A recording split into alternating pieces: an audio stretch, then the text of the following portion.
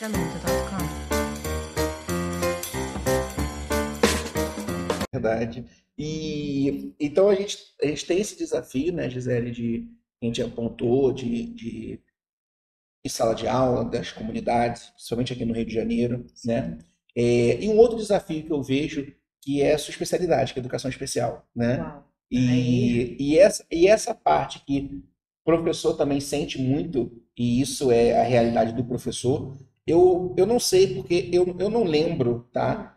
Na minha época, eu sou um pouco mais novo, mas praticamente a sua idade tem 36, e assim, na minha época eu não lembro das turmas que eu dei aula, de tanto, eu não sei se não lembro porque eu não via, não estou dizendo que não existia, o que eu estou dizendo é que eu não lembro, sim, né? sim, Mas poderia existir e eu não sim, perceber. sim. Mas hoje em dia eu vejo turmas de sexto ano, eu trabalho na prefeitura, eu trabalho séries finais, então de Uhum. sexto ao nono, minha escola é de sexto ao nono. Então ali eu recebo crianças de 11 anos, 12 anos, crianças que muitas já estão tomando remédio tarja preta, muitos já estão com TDAH, já estão sei lá, com todos não sei qual o termo correto de usar, mas assim, todos esses problemas que Uhum. trazem, que eu não lembro na minha época de ter tanto assim, Uhum. sabe? Crianças com mais diversas dificuldades, Sim. né? Não estou falando só do autismo, não estou falando nada, não estou falando nem só de genético, estou Uhum. falando também de hiperatividade, enfim, de série de transtornos. Não sei se o termo certo é esse, Sim. transtorno, mas que eu acho que com o passar do tempo isso tem aumentado muito.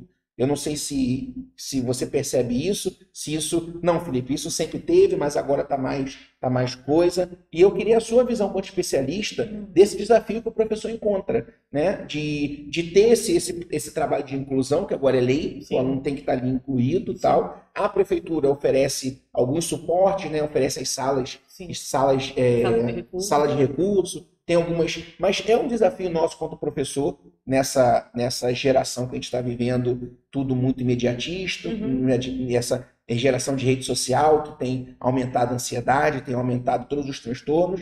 Então, eu queria te ouvir quanto esse desafio em sala de aula, se você percebe que isso tem aumentado, como o professor pode se comportar numa situação dessa? Então, Felipe, você tocou num assunto muito sensível, né, que é a educação especial. E por que que é um assunto muito sensível? Porque, infelizmente, quando a gente está falando da área educacional, tem muito professor com o mesmo discurso que não vai atender o aluno tal porque ele não é preparado para isso. E aí, para esse professor, só queria deixar um recado: não cabe mais esse discurso. Porque hoje em dia é uma realidade, tanto no município do Rio quanto no estado, não importa, de uma forma global, tá? As crianças com necessidades especiais, é direito delas estarem em salas de aulas regulares. E esse boom dessas crianças, né, estarem acessando agora as classes regulares é porque finalmente começou-se a botar em prática as políticas públicas, que são muitas. Já se tinha política pública, mas não se era cobrado de fato. Entendi. Agora, nós temos políticas públicas, por exemplo, não só a LDB, mas temos a LBI também, Lei Brasileira de Inclusão, que deixa bem claro sobre essa obrigatoriedade das escolas, né, fazerem esse movimento de adaptação para receber essa clientela, que não se tinha isso. A LBI, que é uma lei de 2015, ela é um marco quando a gente fala de educação especial, a gente fala de educação inclusiva. Só para deixar bem claro, educação especial é uma coisa, educação inclusiva é outra coisa. Uhum. São temas distintos. Mas, enfim. E, além disso, né, a LBI trouxe um outro detalhe muito importante, que em todo e qualquer curso de graduação, agora você tem que ter essas disciplinas que falam a respeito de educação especial e de educação inclusiva. Então, quando o professor chega hoje em dia, vai lá na CRE conversar comigo e fala que não está preparado para receber um aluno com tal necessidade especial, a conversa é uma só. Não cabe mais esse discurso. E mesmo porque se você não foi preparado para tal, comece a estudar. Eu não estou falando para você gastar dinheiro para fazer uma especialização, não. Eu estou falando para você sentar e estudar sobre aquela necessidade especial do seu aluno. Como é que você pode melhor atendê-lo? O que que você pode fazer para poder fazer com que o aluno ele se sinta parte da turma? Porque ele tem que fazer parte da turma. Você querendo ou não. Você sabendo trabalhar com aquele aluno ou não. E só para você entender, você vai falar, você pode pensar assim, ah, Gisele, mas tem o Benjamin Constant, por exemplo, que pode receber as crianças cegas. Precisa as crianças cegas irem para as classes regulares? Elas não podem ficar no Benjamin Constant? O mundo não é o Benjamin Constant. O mundo é a vivência das escolas regulares, das escolas públicas. O Benjamin Constant só vai ter crianças cegas, por exemplo. O Iris, por exemplo, só vai ter crianças surdas. A gente não quer isso. O mundo não é feito de pessoas surdas. O mundo não é feito de pessoas cegas. Então, essas pessoas precisam estar onde todos estão. Por Isso é isso a palavra inclusão. inclusão, né? Isso é inclusão.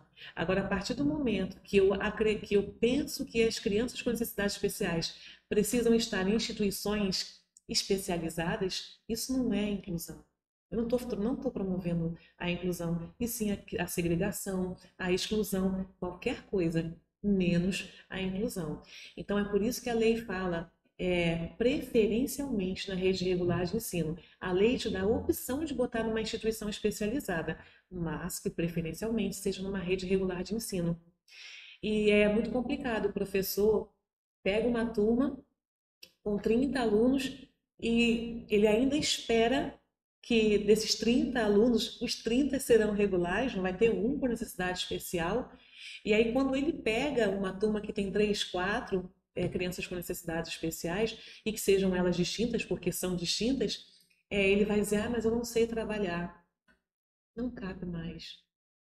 Você tem que sentar, você tem que estudar, você tem que conhecer o seu aluno, todos os seus alunos, mas em especial aqueles com necessidades especiais. Obviamente que o município, o estado vão fazer aquilo que lhes cabe, né? O que cabe ao município ou ao estado, por exemplo? Promover a inclusão através de salas de recurso, né, de apoio especializado, mas você, enquanto professor, enquanto regente da turma, você tem que estar preparado ou se preparar para receber essa clientela, que hoje em dia está cada vez mais acessando as salas de aula, porque os pais perceberam que não tem que simplesmente trancar seus filhos porque eles apresentam uma necessidade especial. Os pais perceberam que eles precisam estar dentro da sociedade porque eles fazem parte da sociedade. Entende? Então, antigamente, se mantinha essas crianças dentro de casa. E aí as políticas públicas foram surgindo, Entendi. a conscientização, né, tá cada vez, Por né, isso que eu falei que eu não lembro, porque não exatamente, tinha mas tanto ficavam isso. dentro de casa, Entendi. ficavam dentro de casa. Então veio a Declaração de Salamanca, aí veio o LBI, tem a LDB, tem a Constituição, tem o ECA, todos eles falam a respeito desse processo de inclusão. Só que a gente ainda esbarra com profissionais que dizem que não conseguem ou não sabem trabalhar com pessoas com necessidades especiais. Só que esse discurso está muito passado já, sabe? Esse discurso realmente não cabe mais. A gente precisa, enquanto professor ou qualquer outra área, a área da saúde, não importa, a gente precisa estudar, ler a respeito para melhor atender essas pessoas, porque elas fazem parte da mesmíssima sociedade em que vivemos, né? Então, ou a gente se prepara, ou fica muito complicado. E no processo de inclusão, não é a pessoa com necessidade especial que vai se adaptar. Pelo contrário, é a sociedade que tem que se adaptar para atender as demandas e as peculiaridades dessa clientela, né? O movimento é esse, é a sociedade que vai ter que se adaptar para atender as demandas dessa clientela, e não o inverso. Então, como você perguntou, né? Como é que é esse desafio do professor? É um desafio, é muito difícil, são muitos transtornos, né, hoje em dia descritos na literatura, mas você precisa ler, você precisa estudar, fazer cursos de capacitação, cursos de especialização, você precisa estudar para você poder trabalhar com seus alunos, porque cada vez mais eles estão entrando, ainda bem, nas salas regulares.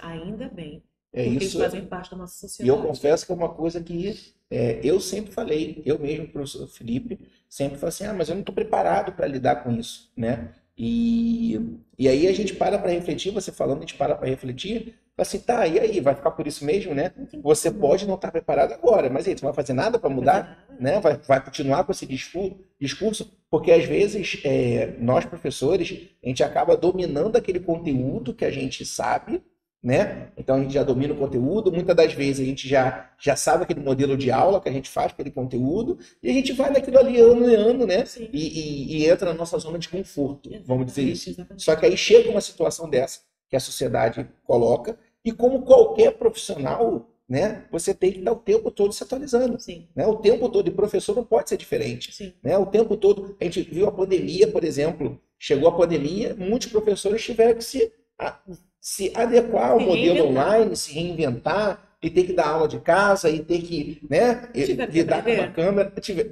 que Teve aprender. que aprender, então teve que se ajustar. Os médicos não tiveram que aprender sobre a Covid-19. Uhum. Então a gente tem que estar sempre nesse Os movimento de... advogados, toda hora uma lei muda, o advogado tem que estar lendo o É tempo isso, todo. é assim que funciona. Então, por que que nós, professores, não temos que nos atualizar, estudar, aprender, entender sobre aquilo que para a gente nos parece diferente? Ou que é uma coisa nova? A gente tem que estudar, a gente tem que... É muito complicado, sabe, Felipe? Porque a gente precisa o tempo todo fazer esse movimento de se colocar no lugar do outro. É como se eu tivesse um filho com necessidade especial e eu gostaria que ele tivesse tudo, absolutamente tudo, que uma criança sem necessidade especial tem. Então, eu gostaria que ele tivesse um bom atendimento, né, na escola, tal qual uma criança sem necessidade especial, que ele participasse das atividades de educação física, de artes, que ele tivesse acesso a tudo. Por que que eu vou achar que uma criança com necessidade especial não tem direito a tudo isso? Claro que tem. É o mínimo que o ser humano Ela não é precisa. melhor nem pior que ninguém, ela Ela só é diferente, é tem diferente necessidade nas suas... diferente. Mas eu sou Exatamente. diferente de você, Exatamente. né? Todos nós somos diferentes. Só que existem aqueles que têm umas particularidades, como eu tenho particularidades, né? Gostar de abelha? Gostar de abelha, você tem suas particularidades. E qual é o problema, sabe? Então, acho que o grande problema é as pessoas acharem que todo mundo tem que ser na mesma forminha, tem que ser todo mundo igual. E as coisas não são assim. As pessoas são diferentes, sim, ainda bem. Só que a gente tem que saber lidar com as diferenças, porque ser diferente é normal. É verdade.